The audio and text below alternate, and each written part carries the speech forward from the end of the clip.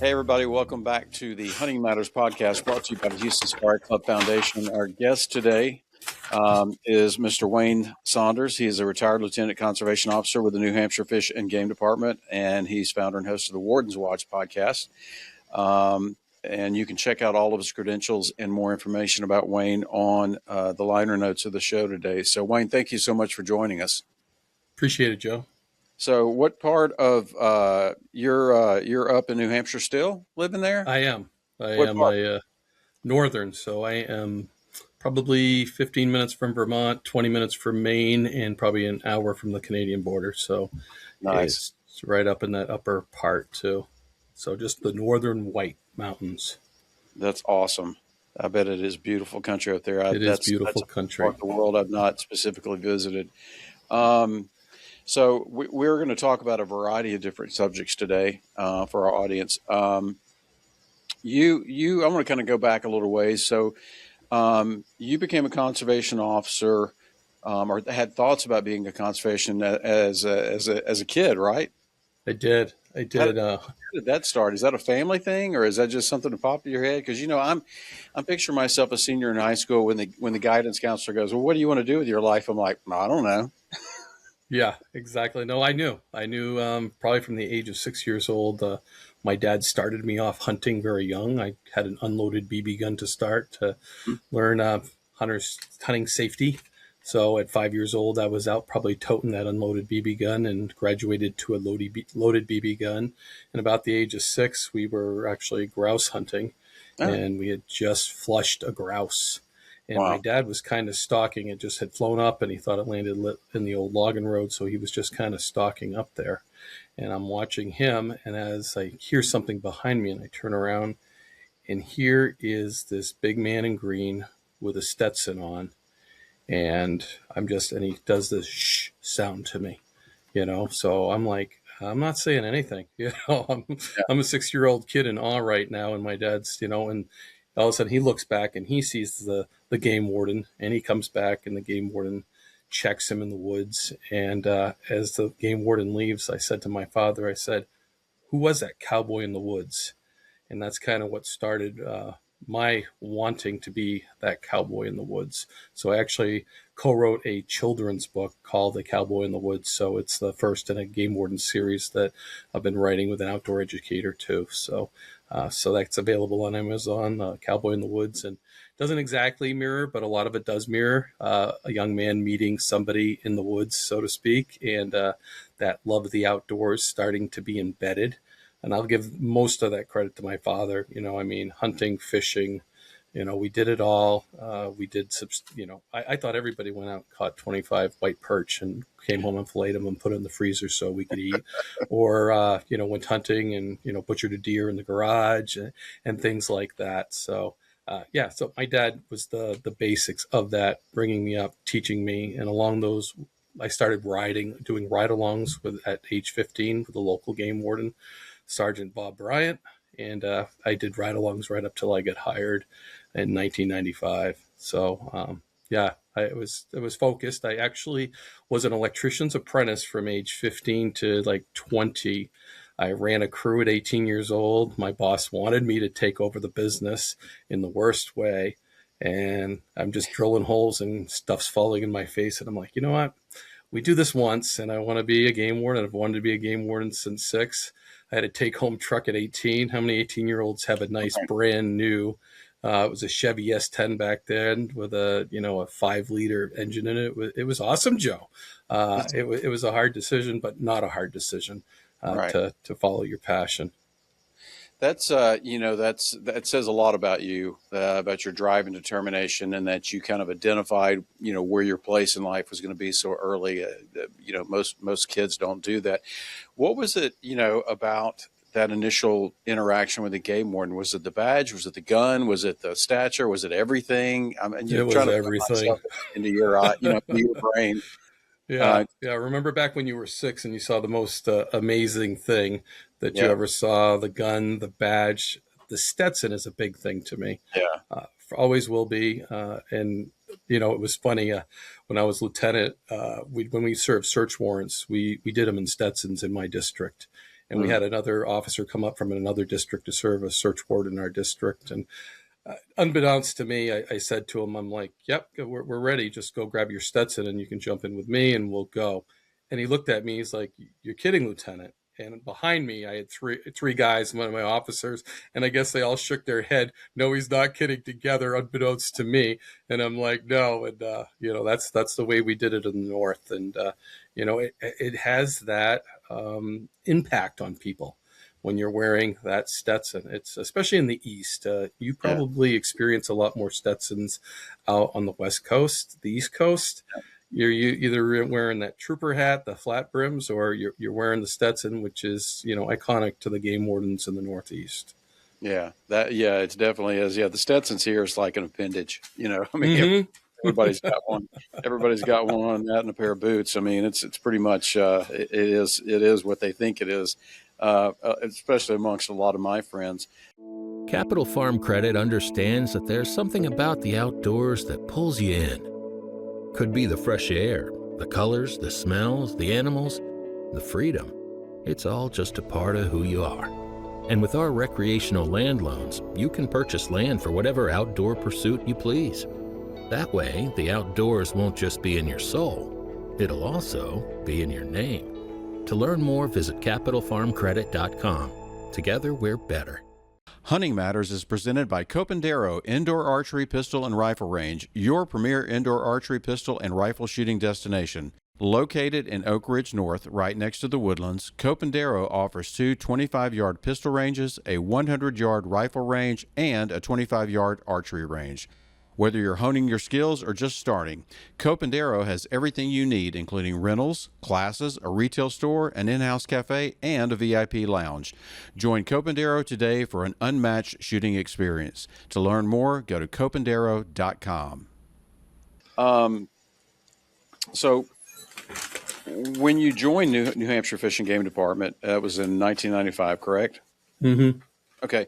Did every bit of that experience, especially when you started, match what you had the opportunity to do these ride-alongs, so you had exposure to what game wardens and fish and game officials deal with every day.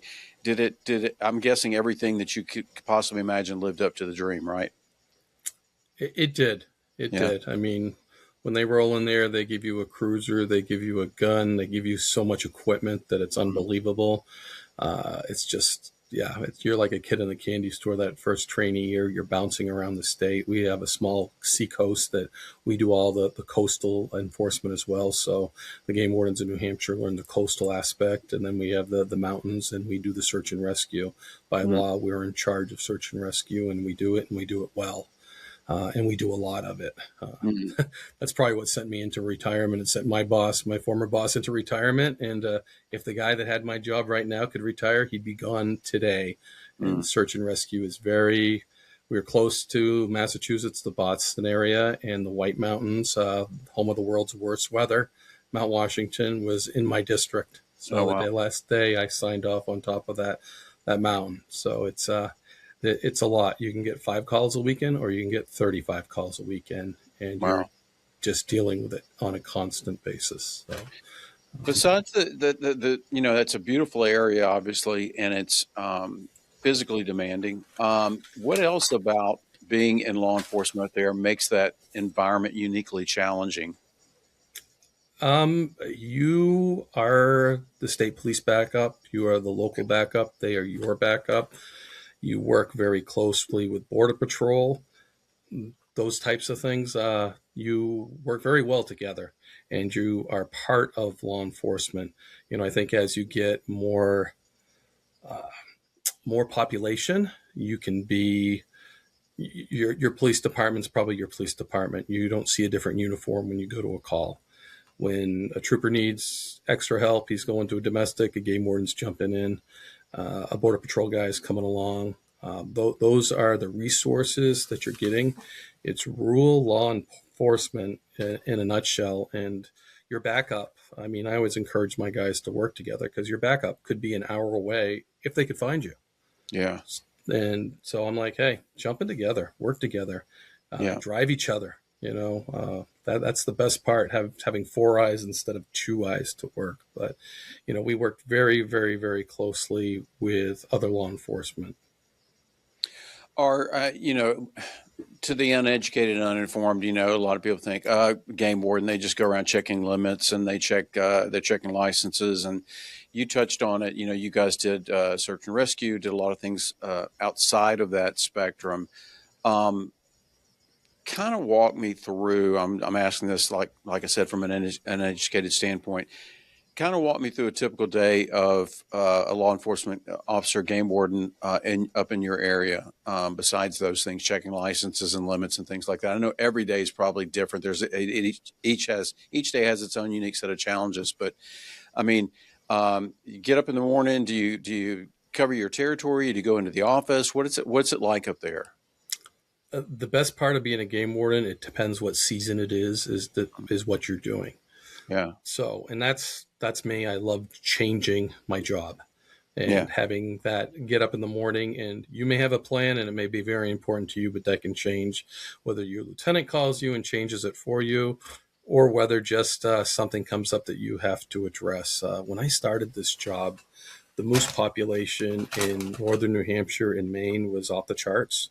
So as a new officer, I would get up and sign on, and I knew I was going to pick up a dead moose on the road somewhere, maybe two, maybe three, every day, Joe.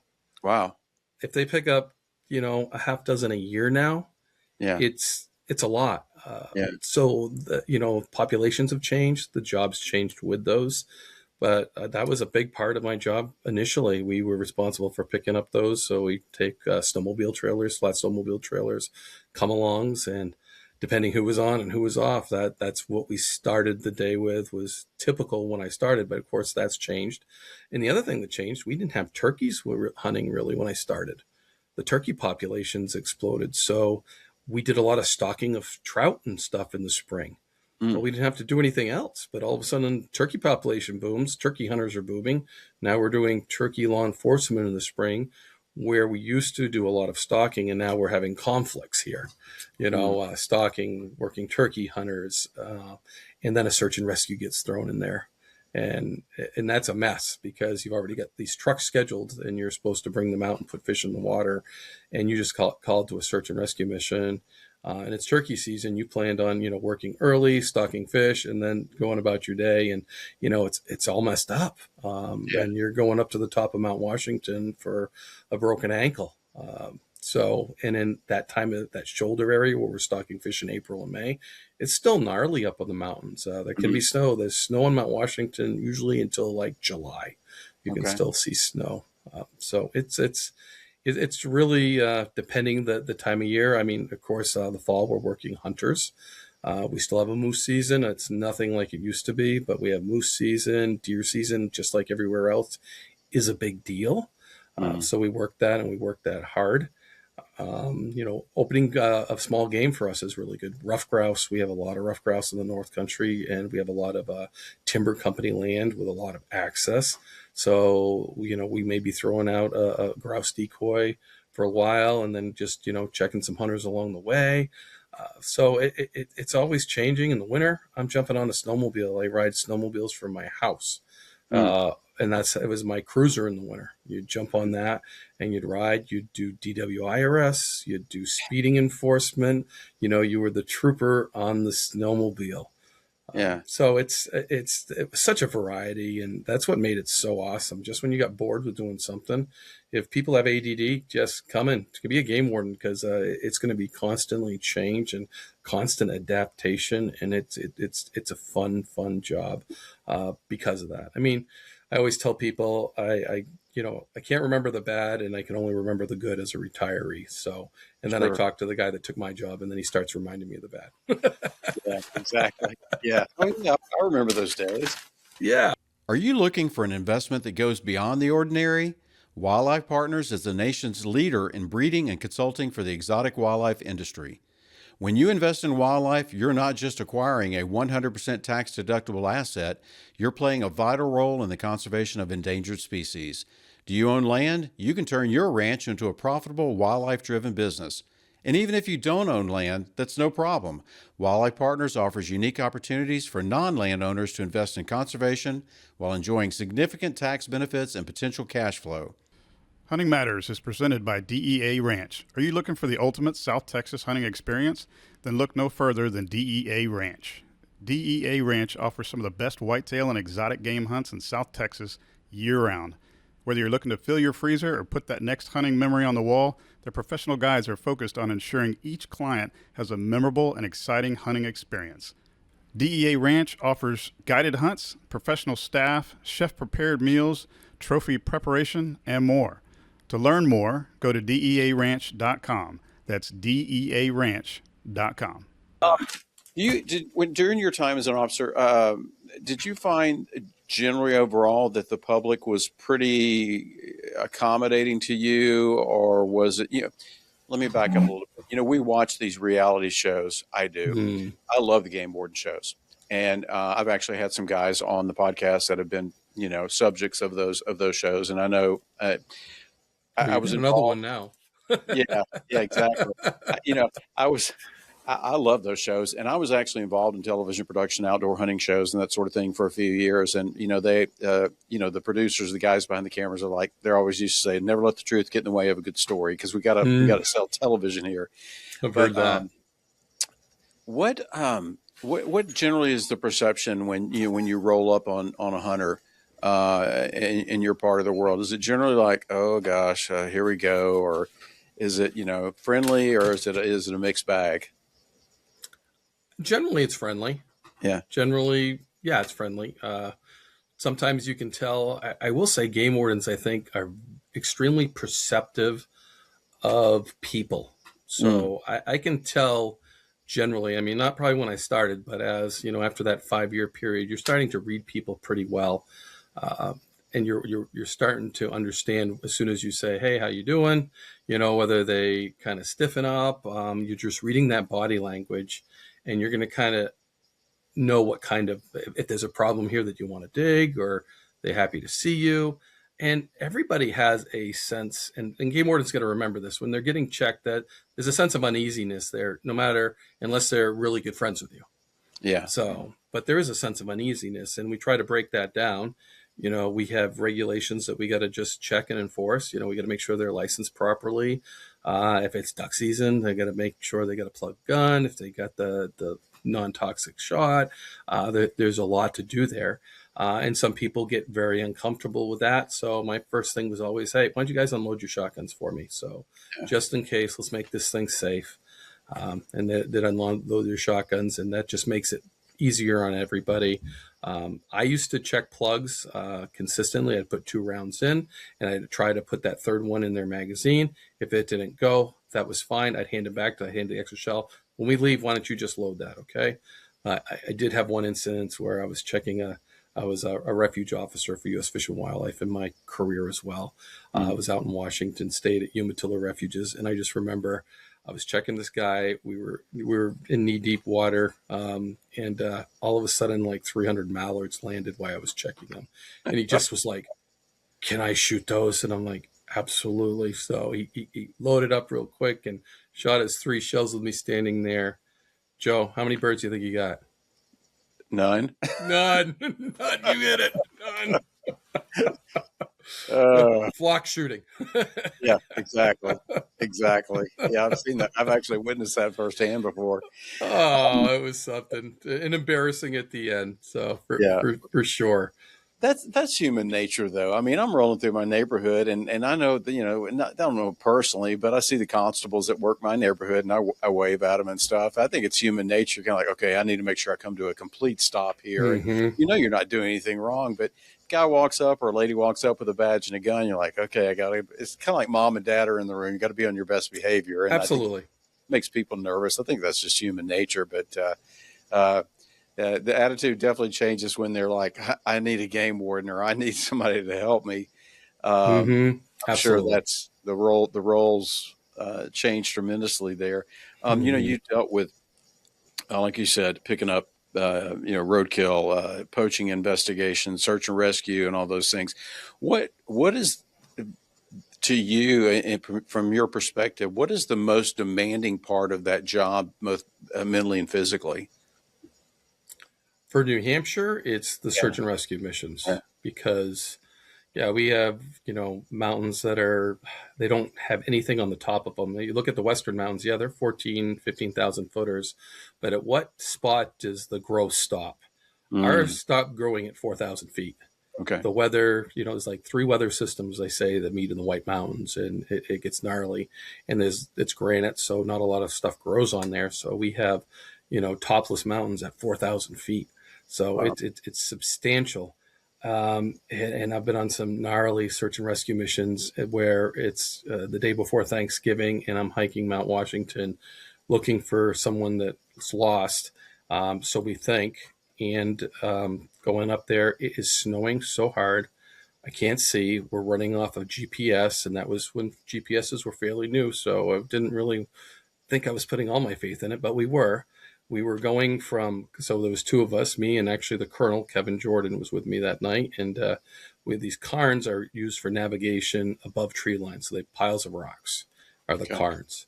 So I would stay at one cairn. He would go out and locate the other one, shine his light back at me, and guide me to that cairn.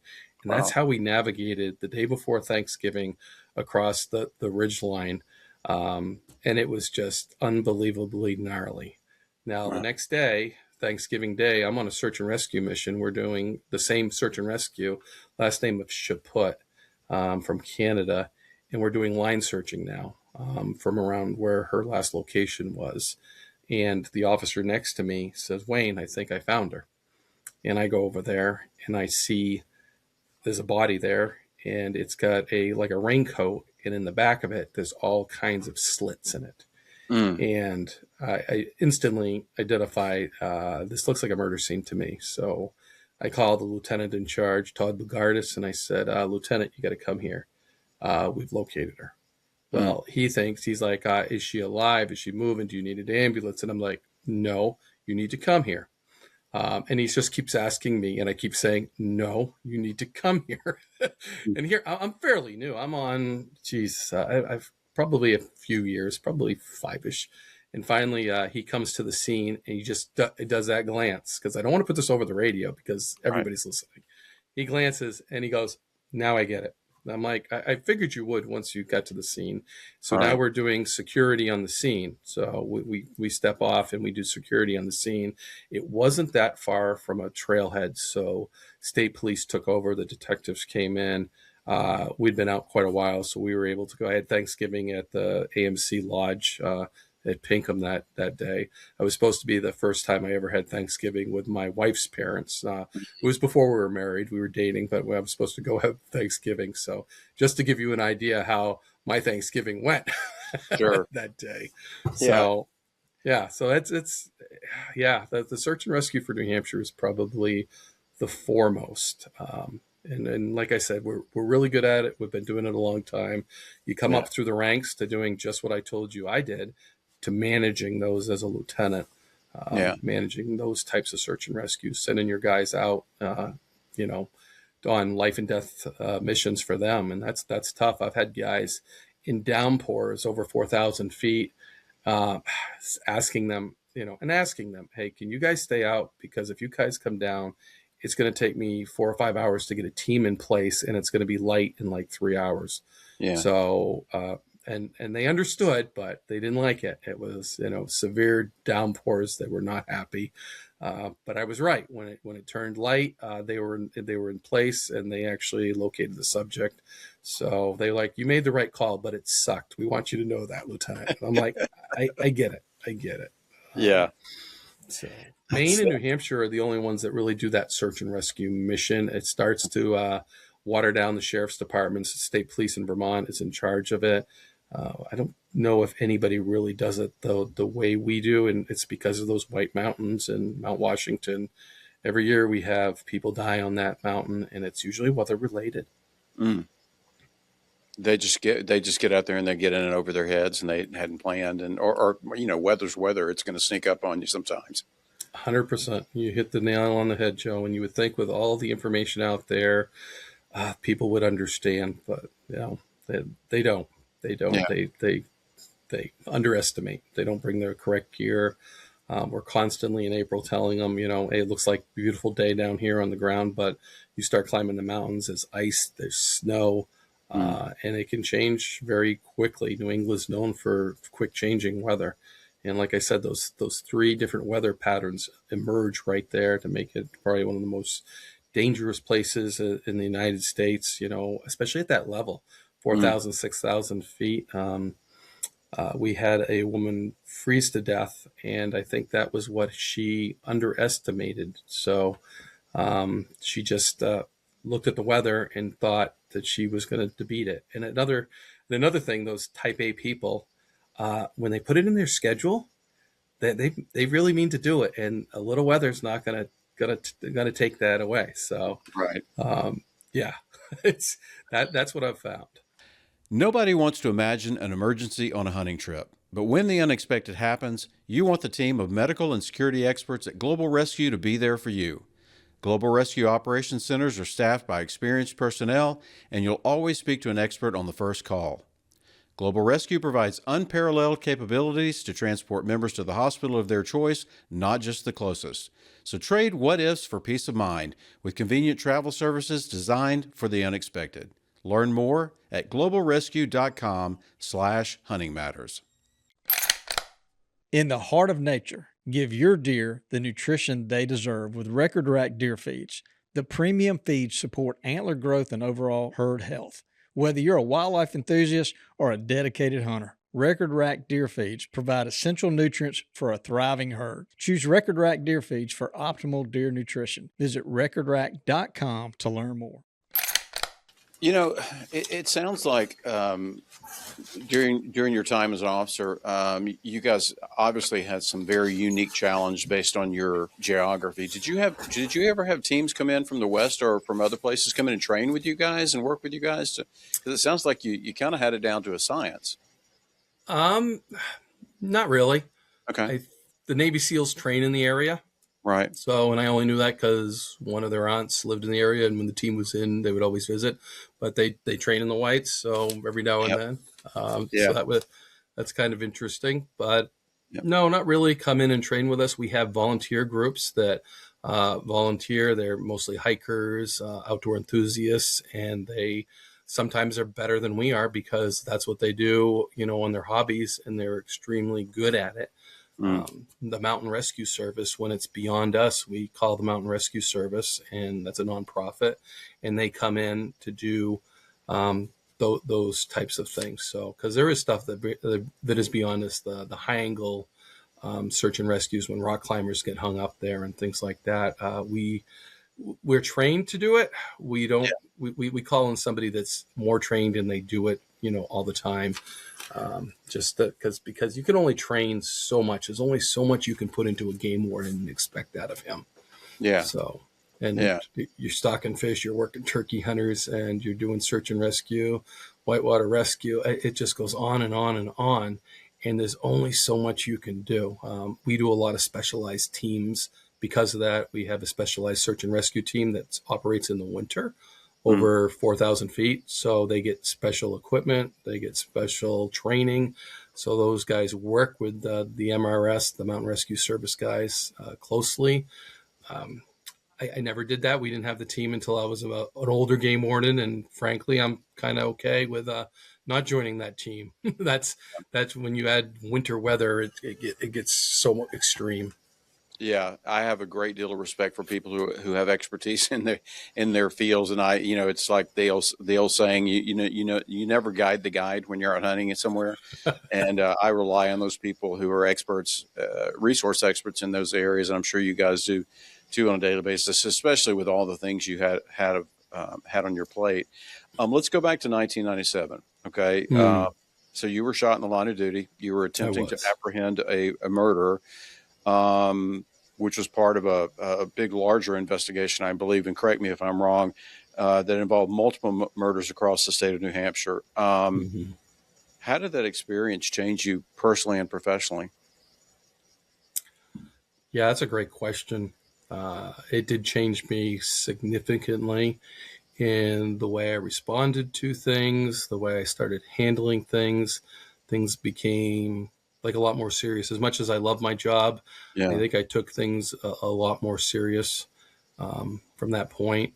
It was, but I didn't want to have him take away that the thing that I wanted to do all my life was to be a game warden.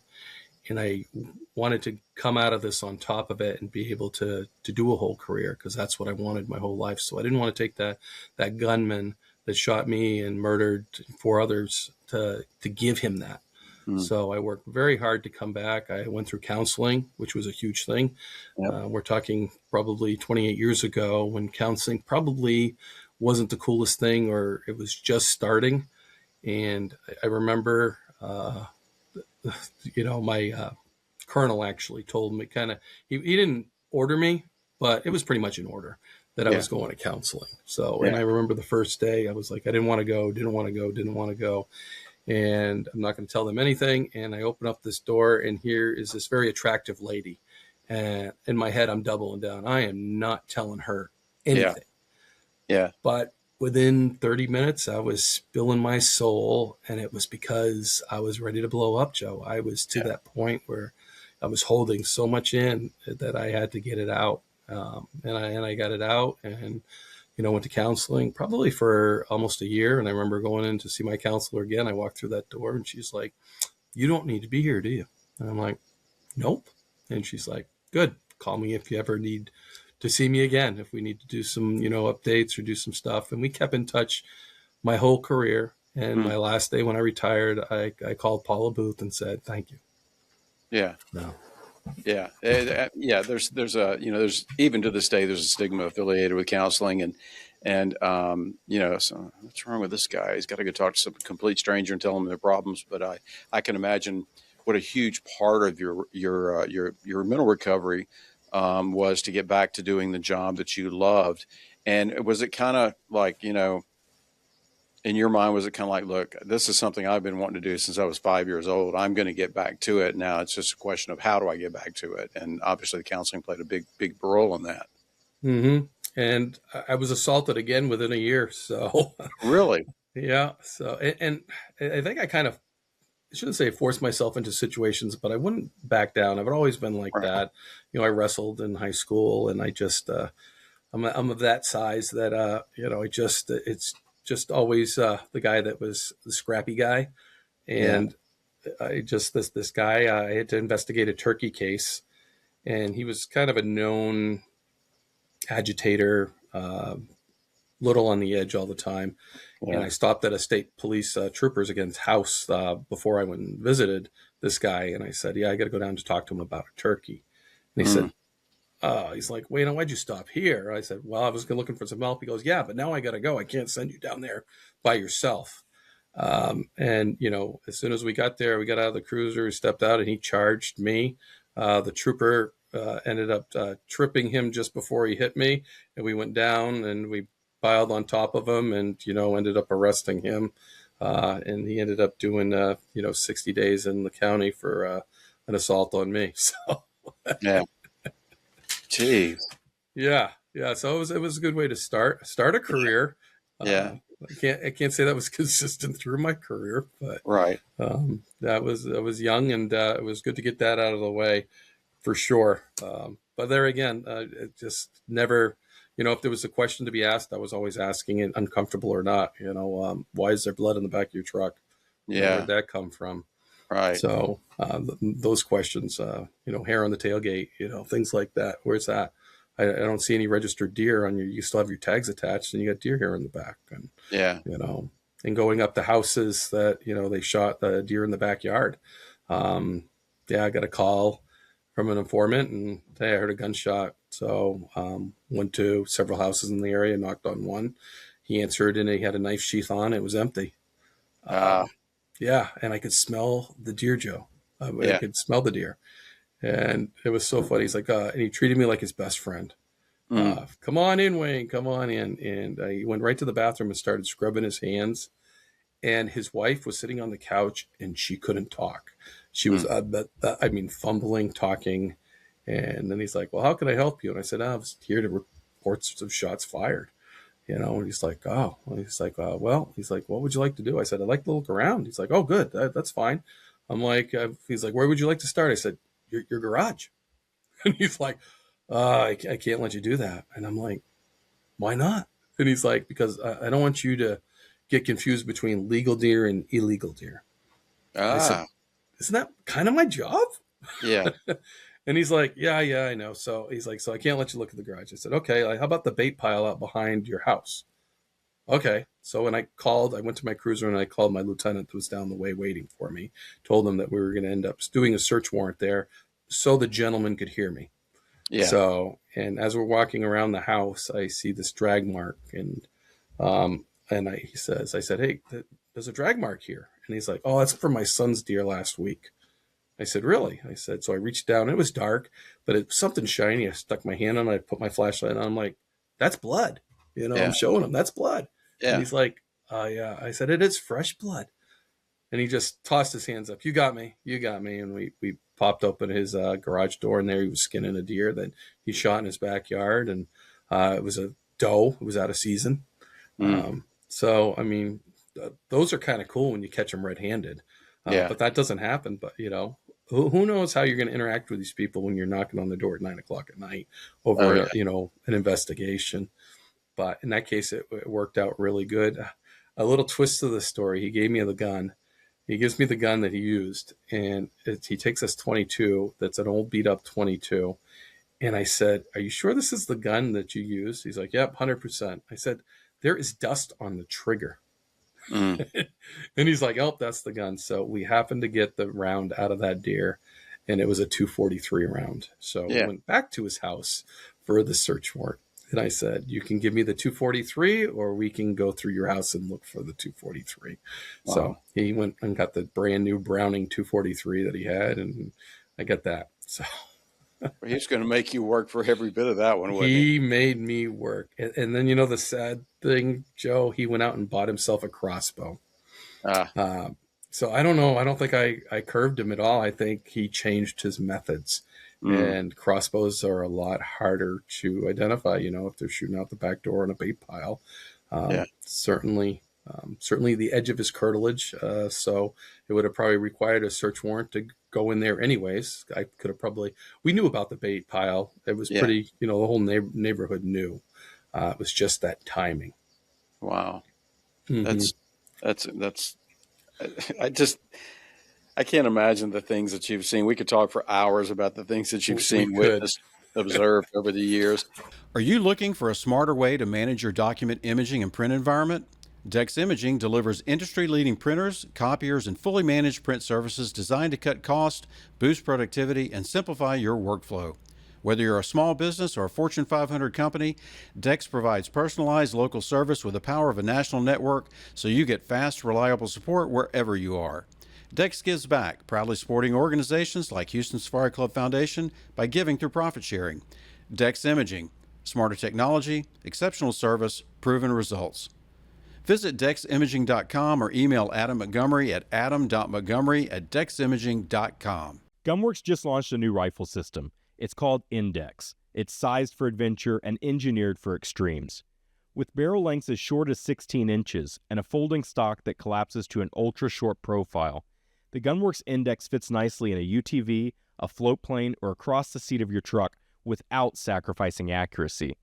The Index features a built-in ARCA and pick rail for use on tripod or bipod, and a night vision rail to ensure you're ready for any scenario. The Gunworks Index delivers magnum capability in the most compact chassis rifle system on the market. Visit gunworks.com to learn more.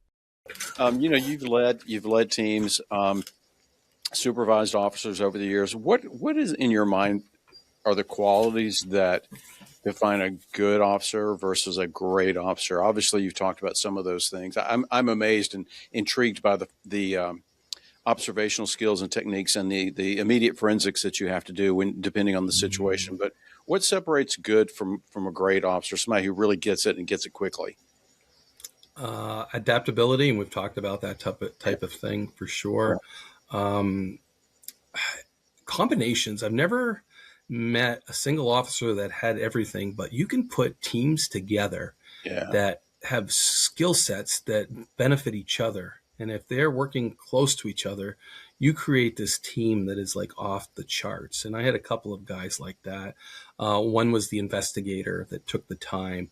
The other one was the action guy. And they just worked extremely well together. And I always like that. I've never seen one officer have all the tools in his tool pouch to be a good game warden. But when I put two officers together, man, you can create some really, really good teams that have all that tool set that, there's so many funny stories about those two. Because Chris was a talker. He was the investigator, and Adam was just the quick, easy guy, write the summons, kick in the door. He'd be the first one in through a search warrant, just get it done kind of guy. I remember Chris talking. We stopped a bunch of snowmobilers, and Chris is still talking, and Adam hands out all their tickets and says, when he's done talking to you, he can explain those, and he drives away.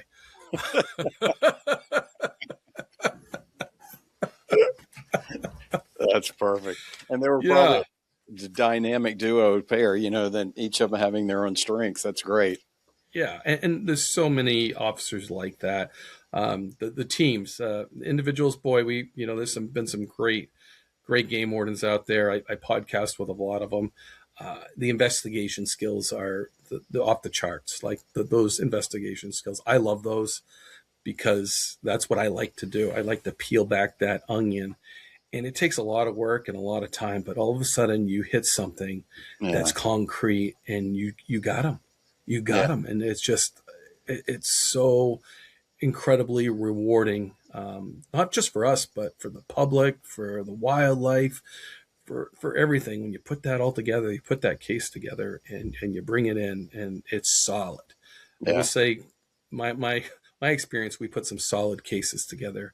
And if they're not solid, we don't want to ruin our reputation in court by not bringing them. And I can say that about, New Hampshire, I think, as a whole, but certainly, when it came to my guys, we always wanted solid cases when we came in.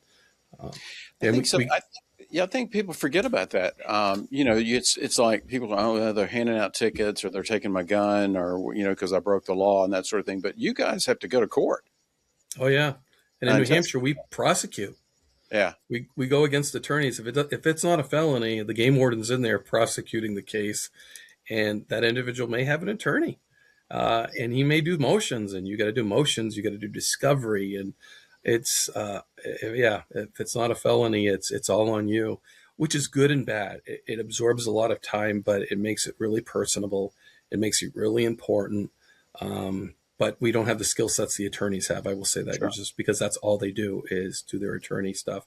They hit a button and they send a motion to you that you have to read through and answer. You have to look up all the laws and articulate too. You just can't fire something up. You have to back it with laws, and this is why this is, and when it gets sent to the court, and the judge gets to decide on the merits, what you put forward, and the defense attorney, and you got to act just like an attorney. Which again is kind of cool, but boy, does it take some time. And when you lose, it really hurts. It really hurts because of the extra effort I think that New Hampshire puts into it. So I'm sure it's kind of cool. Especially frustrating when they've got a whole team of people that they're not, all they're doing is looking through laws and statutes, and it's it's you against the world. And I'm sure that's extremely frustrating and time consuming as well. 100%. Yeah, I can't imagine. Yeah. You directed Operation Game Thief, and then you later became the executive director of the International Wildlife Crimestoppers. How serious? I work for the Houston Safari Club Foundation, so we deal a lot with. I think it's a misnomer, the name of the organization. We deal with a lot of legislative and policy things, domestic and foreign, but I think that sometimes people, when they hear the word poaching and anti-poaching in my world that I exist in, it's like, oh, they're looking at rhino poachers and they're looking at elephant poachers and things like that. And some people forget how serious wildlife crime in the U.S. is. How serious? Paint the picture for us, for people watching and listening. How serious is wildlife crime in the U.S. today, and why should the average outdoorsman care about it? So. It's estimated 1 to 4% of poaching is detected. So if you let that number set in, 1 to 4%. Mm. That's a crazy number that we're only detecting that amount. Yeah. And poachers can decimate a wildlife population in a local area. There was a case out of Florida that what they could prove was 35 turkeys killed in this area. Mm. Think about 35 turkeys. We're seeing a decline in turkeys across the country right now. I think some of it's a big portion of it's poaching, because the turkey is the number one poached animal. I think that is because they can shoot it. They walk over, they grab it. The evidence is probably the wad. That's what you got. If Yeah. they picked up everything else, they get it to their car. They haven't tagged it yet. They look around, they throw it in their trunk, and they take it home. Mm. And guess what? They get another turkey tag. Yeah. Well, they don't have another turkey tag. They still have a turkey tag. Right. So I think, and that goes on and on and on with, other wildlife. Those tagging things, and the biologists set those limits based on the population density in that area, and we try to manage it. And and it goes the other way too. If they just want to shoot bucks, and the biologist wants to harvest does in those areas to increase the quality deer, Yeah. they really want you to shoot does. So the guys that just want to shoot bucks aren't helping.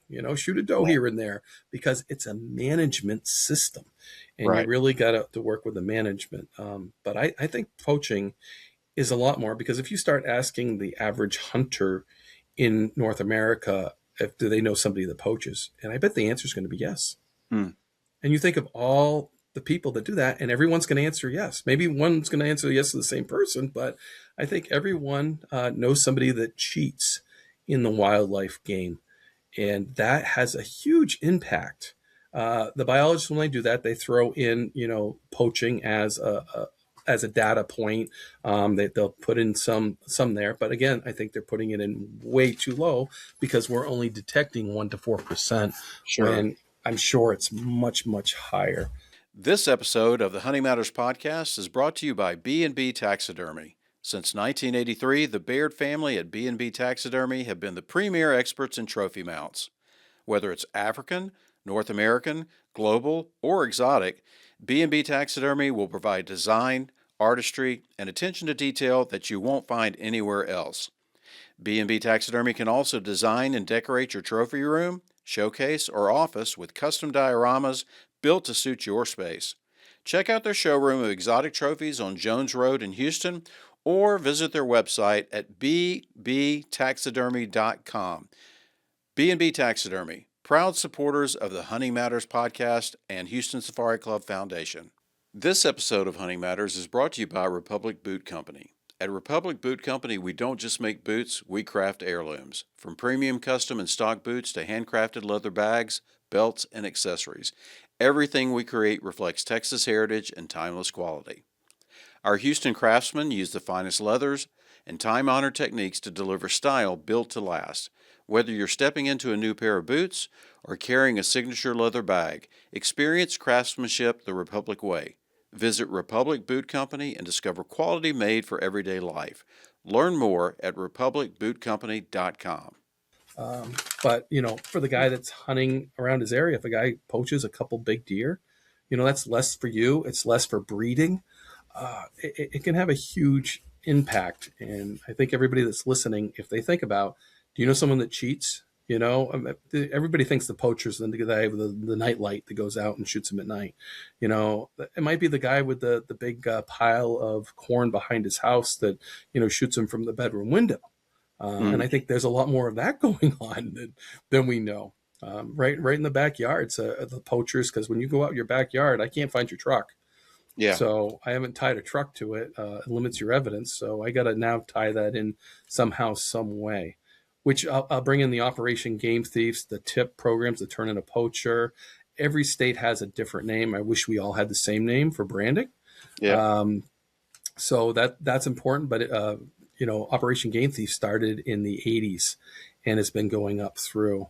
I do a lot of outreach from the college I work for too. And I always talk about, hey, do you guys hunt, fish? And they all raise their hands. And I'm like, do you know what Operation Game Thief is? And these high schoolers shake their heads. And these are kids that hunt. And I said, what do you think it is? Yeah. You're trying to stop people from stealing our games, our video games. And just, the terminology has changed, so that Wildlife Crime Stoppers is a big branding thing. And International Wildlife Crime Stoppers is basically North American. We've provided some training for some African countries and such like that. Mm. But the members are the agencies, the law enforcement agencies around North America. And we are the nonprofit catalyst for them. So if they need something, we try to find it. We try to be that catalyst between them to connect them to other nonprofits, some things, maybe some decoys that we can get working with a group. We build these Operation Game Thief trailers, or the tip trailers, to help the game wardens bring when they have a speaking event to a high school, a fair, or something. They can bring this trailer in, and they can talk about poaching and how to report it.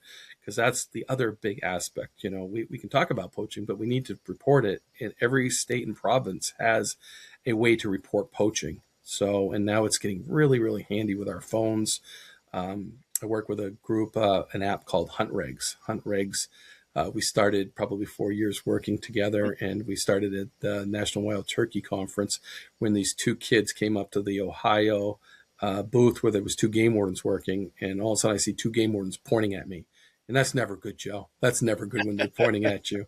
And these kids are in suit jackets, and they come down to me and they start talking about their Hunt Regs app because they're first generation hunters, and they want to know what the rules are. So they are putting it all on the phone. They're geolocating you, or you can drop a pin, and they're putting specific in there, and they're finding out the rules and regulations, and they're just starting this app. And I said to them, "How do you report poaching on your app?" And they're like, "Well, you don't." Well, let's fix that. Can we fix that? And they're like, yeah, we can fix that. So they linked everything they could. And one of my passions was to get an app that can be used across the United States, that you can report a poacher no matter where you are.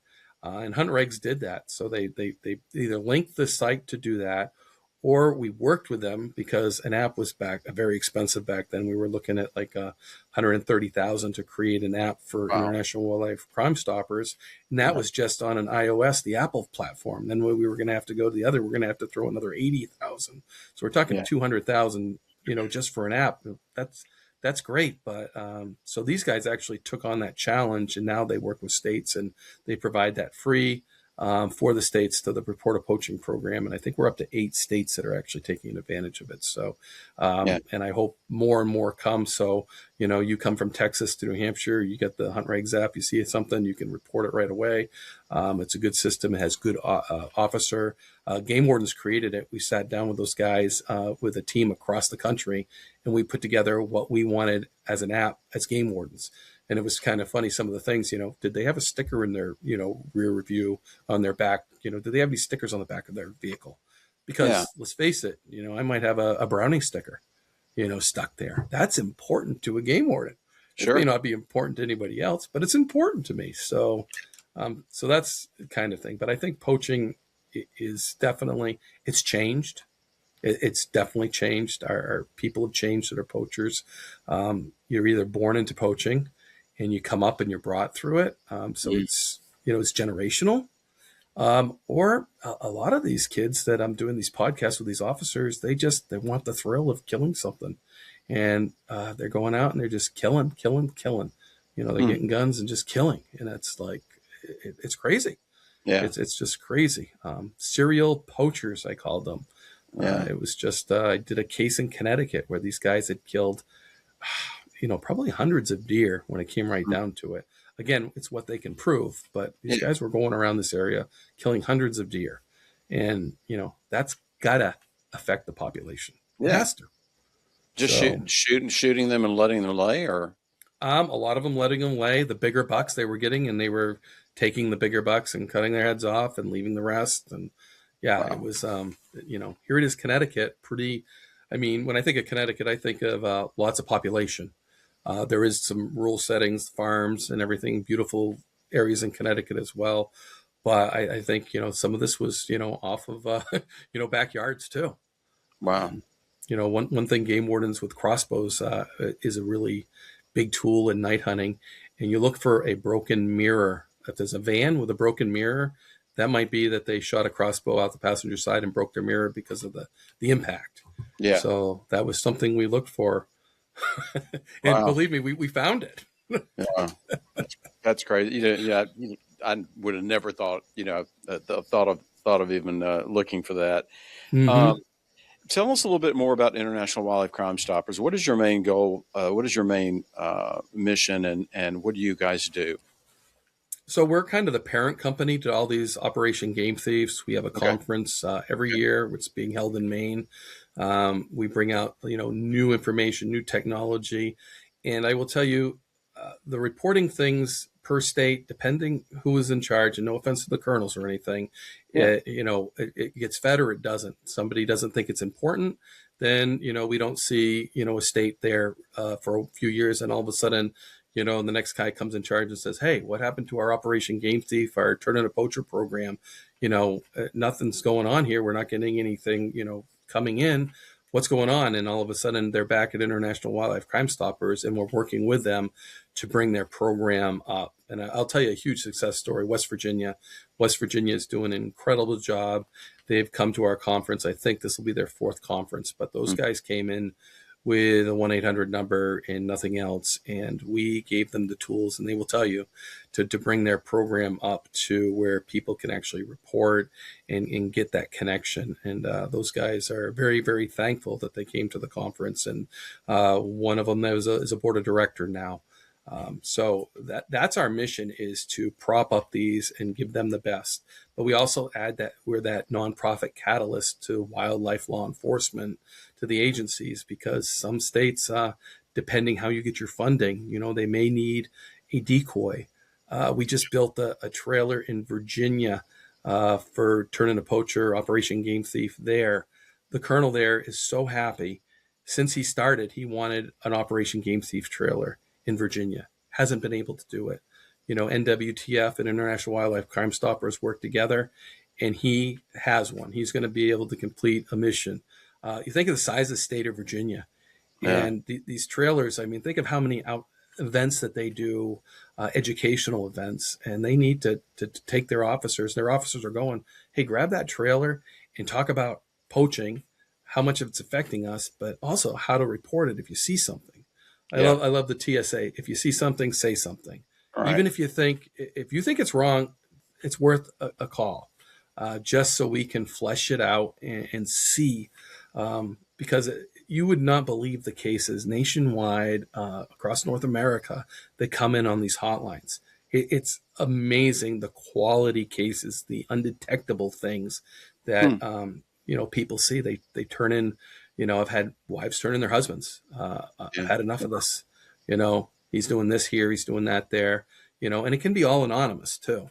Yeah. That certain case I'm thinking of, I actually think she was drinking when she called, but she gave very good details, enough for us to start a huge bear case, where it was, family, sons and cousins all involved in numerous illegal bears.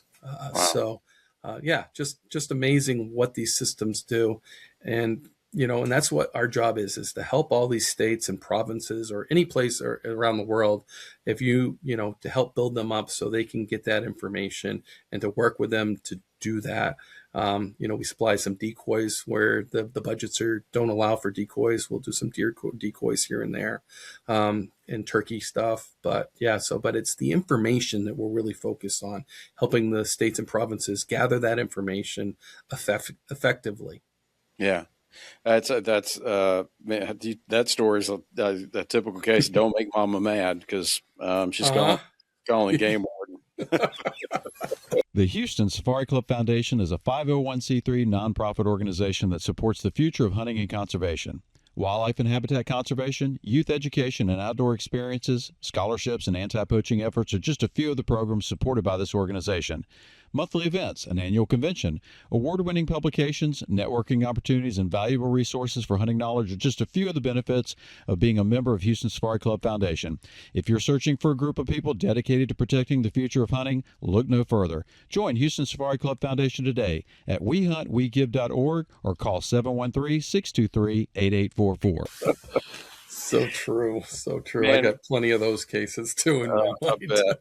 I bet it's just it amazes me, and we deal with it here in Texas too. How many state agencies are underfunded?